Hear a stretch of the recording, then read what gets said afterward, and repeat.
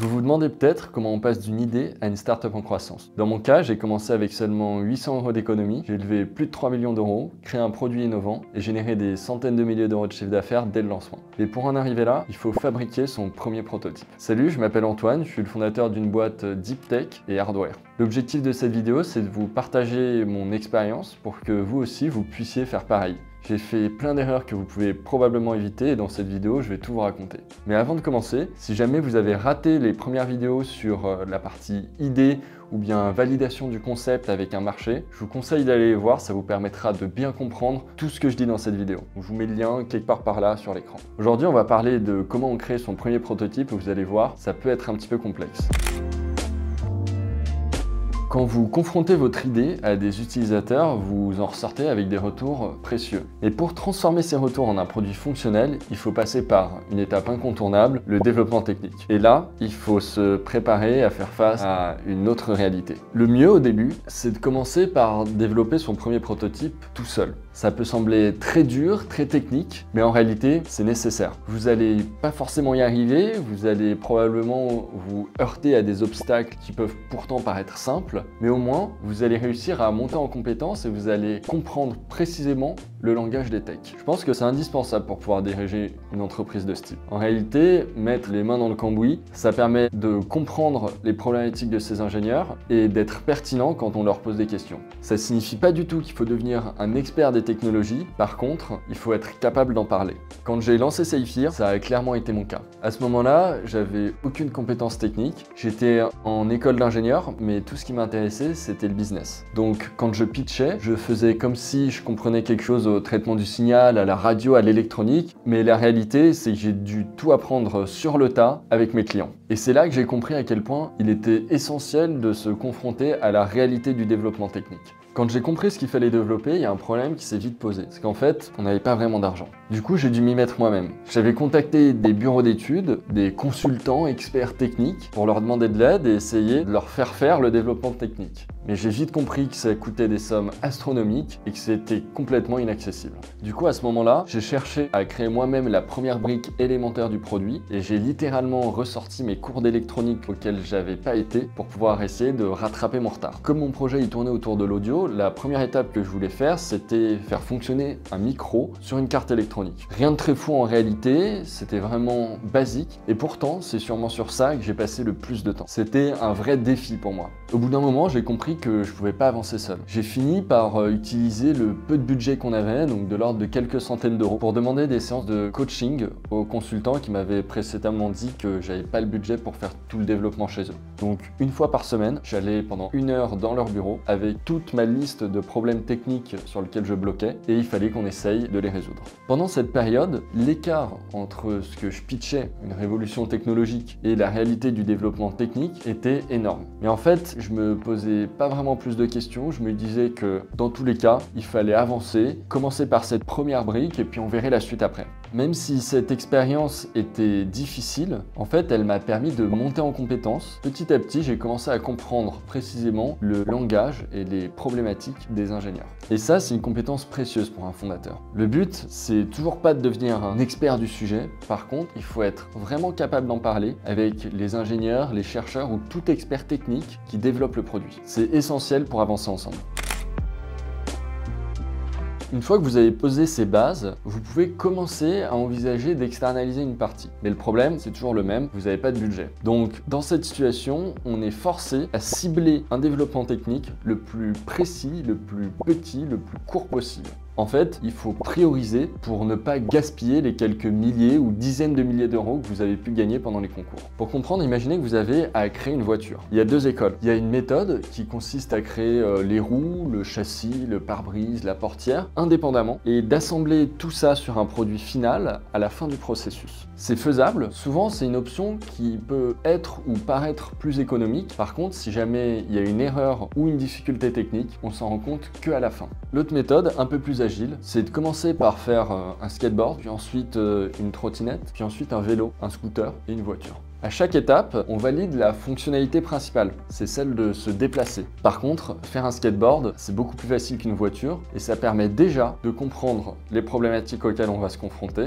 et de valider l'intérêt marché et la fonctionnalité du produit. Cette méthode, elle est peut-être un petit peu plus longue, un petit peu plus coûteuse en itération. Par contre, elle vous permet de récolter des preuves qui sont hyper précieuses pour vous en tant que fondateur. Ces preuves, elles vous permettent d'être sûr de développer quelque chose d'utile, mais elles vous permettent aussi de rassurer les financeurs pour pouvoir financer l'étape suivante. Chez Saphir, on a suivi cette deuxième méthode. Et du coup, avant d'essayer de créer le AirPod du futur, on s'est dit qu'on allait faire un talkie-walkie. Évidemment, même ça, j'étais pas capable de le développer seul, donc j'ai mis mon budget chez des consultants pour pouvoir créer une première brique élémentaire. Celle-ci, je l'ai reprise avec un stagiaire que j'avais recruté en interne et je l'ai décortiquée dans ses moindres détails pour pouvoir la comprendre et la maîtriser. Ça nous a pris à peu près 6 mois, mais en réalité, c'était indispensable pour acquérir la crédibilité nécessaire pour la suite des développements. Cette maîtrise-là, c'est vraiment l'ADN de votre projet au début. Mais ça ne veut pas dire que c'est une expertise. En fait, c'est plutôt le fait de comprendre ce qui est en train de se passer pour pouvoir donner des bonnes indications, pour pouvoir exprimer le bon cahier des charges aux personnes qui sont en train de développer et qui n'ont pas forcément conscience de toutes les difficultés d'usage que pourrait poser votre technologie. Or, l'usage, c'est central dans une innovation pour qu'elle soit acceptée et diffusée le plus rapidement possible. Avec cet état d'esprit, chez Saphir, on a eu des périodes de plusieurs mois comme ça où on a fait des développements avec des stagiaires et des alternants sur la base de cette brique du bureau d'études des consultants qui nous avaient fait ce premier talkie-walkie. Notre but, c'était non seulement de comprendre ce qui avait été fait, mais aussi d'essayer d'ajouter des nouvelles fonctionnalités pour pouvoir correspondre parfaitement aux besoins de nos clients. En l'occurrence, on a ajouté du filtrage audio ou amélioré certaines caractéristiques de la radio pour pouvoir reproduire un appel téléphonique. En toute honnêteté, c'était loin d'être beau ou utilisable. Par contre, ça démontrait qu'on était capable de faire une vraie preuve technique que nos utilisateurs appréciaient. À ce moment-là, il y avait un des enseignants de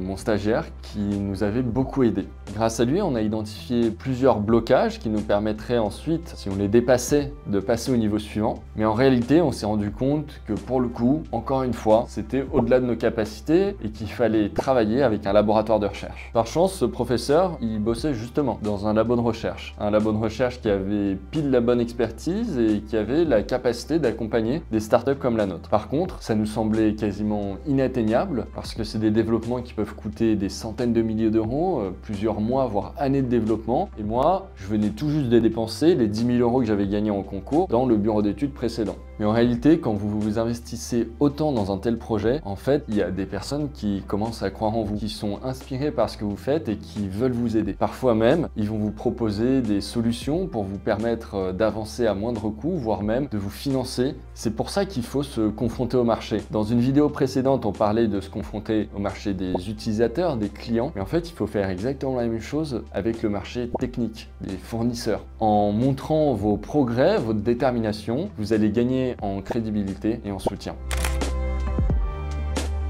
Donc là, si on résume, j'ai commencé par développer seul un microphone qui marchait pas du tout. Ensuite, j'avais 10 000 euros qu'on avait gagnés dans des concours et j'ai décidé de faire all-in sur des consultants qui m'ont fait une première brique de travail. Celle-ci, on l'a retravaillée pendant des mois et des mois avec des stagiaires et des alternants, ne serait-ce pour la comprendre et puis ensuite pour l'améliorer un tout petit peu, avant de se rendre compte qu'on était de nouveau bloqué par des choses qui sont au-delà de l'état de l'art, de l'existant. Il fallait du coup qu'on arrive à trouver une solution pour bosser avec ce labo de recherche. Ce que je trouve intéressant dans cette démarche, c'est de voir qu'en fait, ça n'a pas du tout été un long fleuve tranquille. C'est quelque chose qui a pris énormément de temps, énormément d'itérations, qui nous a permis de monter en compétences à la fois au niveau technique, mais aussi au niveau du besoin des clients, parce qu'à la base, ce qu'on imaginait du besoin client était très loin de ce qu'on a fini par développer et ce qu'on vend aujourd'hui. Et finalement, ça finissait par bloquer pour des questions de moyens, parce qu'on pouvait clairement pas se payer toute une équipe de chercheurs. Sauf qu'en suivant cette démarche d'itération, en fait, on a commencé à attirer l'attention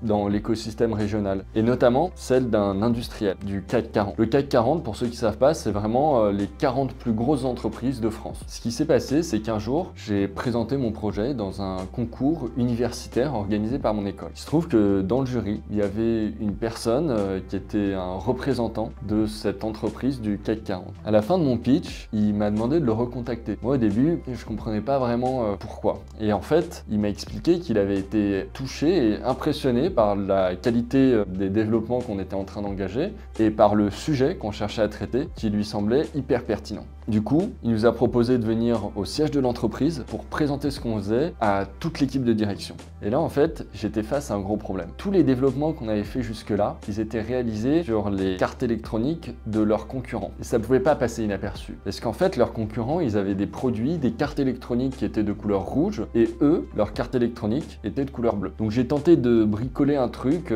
tant bien que mal, une sorte de boîte en bois qui venait recouvrir toute la carte électronique, cacher cette couleur rouge et leur montrer qu'on avait fait le développement sans qu'ils aient à ouvrir et à regarder à l'intérieur. Sauf que évidemment, ce qu'ils ont fait, c'est qu'ils ont ouvert. Moi, j'étais assez gêné parce que je lisais sur leur visage qu'ils réalisaient que c'était l'un de leurs concurrents qui avait été choisi pour nos développements techniques. Mais contre toute attente, ils l'ont pas du tout mal pris. En réalité, ça les a même fait sourire. Et du coup, ils nous ont proposé de rejoindre leur accélérateur pour pouvoir continuer la suite des développements basés sur leurs ressources, avec leur carte électronique, mais aussi l'aide de leurs ingénieurs, un accès à leurs locaux, à leurs laboratoires, etc.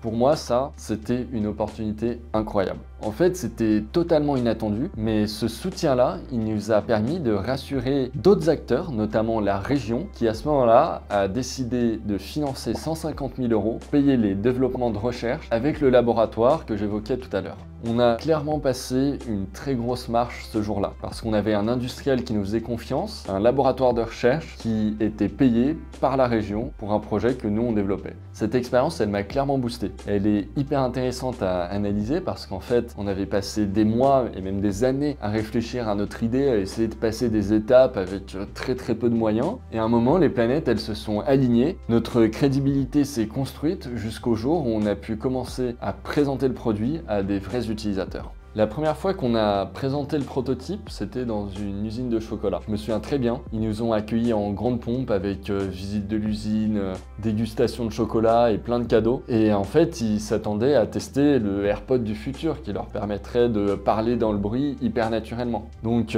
imaginez un peu leur tête quand j'ai sorti mon prototype. Clairement, c'était une boîte en bois de cette taille à peu près, dans laquelle il y avait une carte électronique, une batterie et puis surtout plein de choses à brancher. Il y avait un fil pour les écouteurs, un fil pour le microphone, un fil pour la batterie. Il fallait tenir tout ça, essayer de s'équiper et puis de l'utiliser en conditions réelles. Au moment où je déballais mon produit, il y a eu un moment gênant. En fait, tous mes câbles de microphone, d'écouteurs, etc. s'étaient emmêlés et ça a fait un énorme sac de nœuds. Et moi, j'essayais de tout démêler, mais je voyais dans leurs yeux qu'ils se disaient « Merde, c'est qui ce mec et qu'est-ce qu'on va foutre avec lui quoi ?» Je sentais clairement un regard lourd, sceptique de la part des personnes qui m'accueillaient dans leur entreprise. Du coup, je commençais à stresser parce qu'en fait, je voyais bien que les utilisateurs, ils se demandaient comment ce truc allait pouvoir leur servir dans la vie réelle. C'était clairement pas l'image qu'ils avaient d'un produit fini. Mais du coup, ce que j'ai fait, c'est que je me suis équipé avec eux, on est allé en production et on a fait les essais. Je les ai vraiment guidés pas à pas pour qu'ils puissent comprendre le produit, essayer de voir les limites et nous faire des recommandations